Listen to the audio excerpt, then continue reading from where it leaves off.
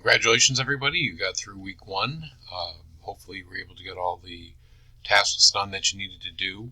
But as a reminder, and if you haven't done them, you need to do them. You need to, first off, log in to Connect, and because you're going to need that to get at the e-text and to get at the homework assignments. So you're going to need to make sure that you are logged into that. You really can't get far without it. And the second thing I need for you to do is take test number 1. I'm going to tell you that if you don't complete test number 1, you will not be able to get at the first meaningful test, which is test number 2. You simply can't log into it, so you have to complete test 1 and sign up for HonorLock. The third thing you need to do is also when you get into Connect, make sure you watch those Connect videos so you understand exactly how to navigate and work around Connect. And then the third thing you need to do is sign up for a one-on-one with me, which is easily done. You can do that through content. Look for that in the starting documents, and sign up for a one-on-one meeting with me. Students who do that definitely do better in class than students who don't. And then the last thing you need to do is fill out that D12 profile as outlined. Okay, so now that we're done with week number 1, we will move on to week number 2. And then if you follow along in the schedule here, basically you're going to read chapters 2 and 3. Do that earlier than later in the week because your homework in McGraw-Hill is due on Wednesday by 11:59 p.m. All right. So make sure you get all that done in the early part of the week, and I'll give you a little overview on what we're going to cover in those chapters. So the first section of the book is kind of the foundational things you need to know to learn some of the more substantial things that we learn towards the end of class. Starting with chapter 2, we're going to do a review of accounting. If you've taken an accounting class, this will seem a little bit old hat to you, but if you haven't, it's important that you understand what all these different things are.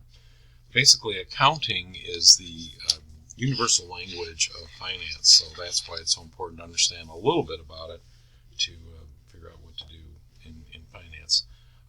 Accounting is a self-regulated profession.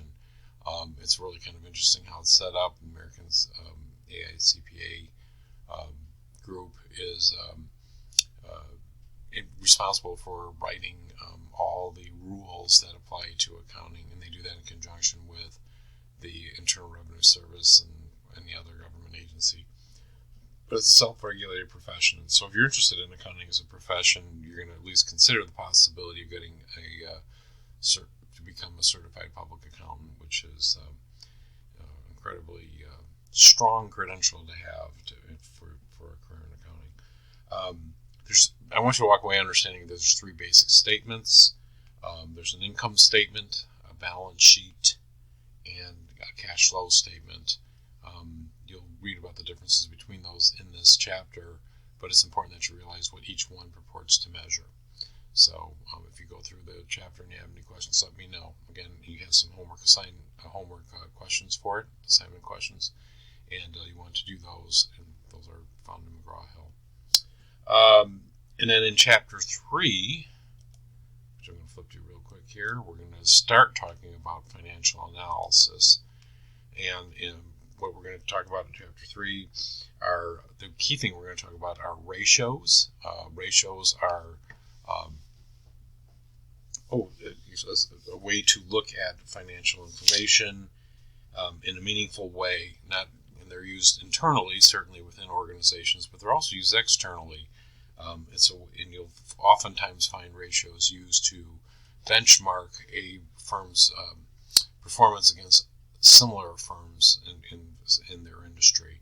So they are very important to know. They're basically break down into 4 categories. There's a profitability analysis, which will come from profitability ratios. There's asset utilization ratios, making sure that the firm is using the assets to the full advantage of the firm. Liquidity ratios, which basically indicate how solvent and how would purport to say how able a company is to continue operations, basically.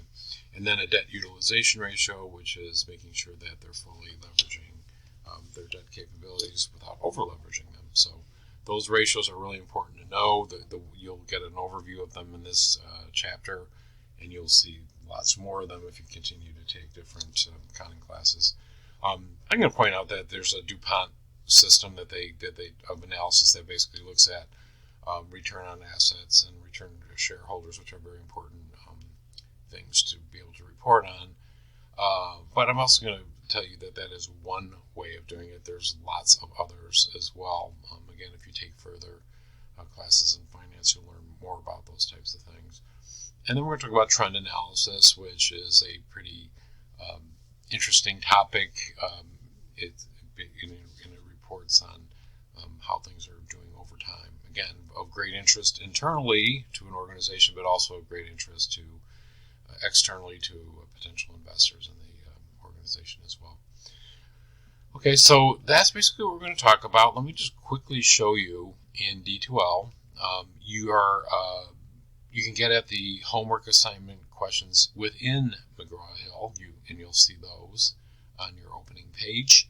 But you can also get at them for our D2L shell. If we look under McGraw-Hill assignments, under content, you'll see each one of them listed. So there's a link to Chapter 2 problems, Chapter 3, all the different chapters that have problems attached to it. You can get at it from here as well, and that takes you directly into it. So if you're struggling with any part of that, absolutely let me know. Okay, so we're moving right on into week 2, and it kind of keeps rolling from here. So I hope you get through it okay. And if you have any questions or need any help with anything, don't hesitate to reach out to me. Good luck.